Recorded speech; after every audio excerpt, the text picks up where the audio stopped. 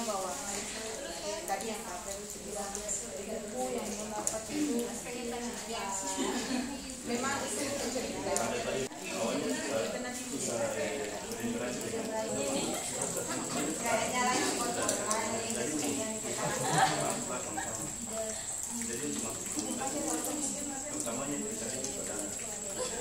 tentang motor atau yang lain kita salurkan di kompetisi kita punya hobi.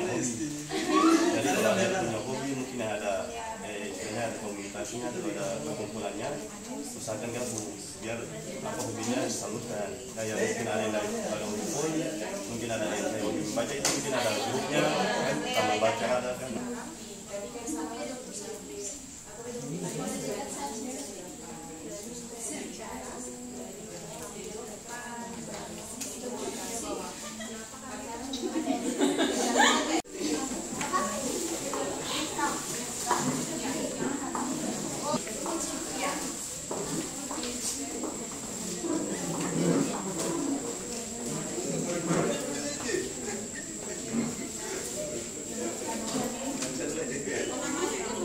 Terima kasih sudah nonton.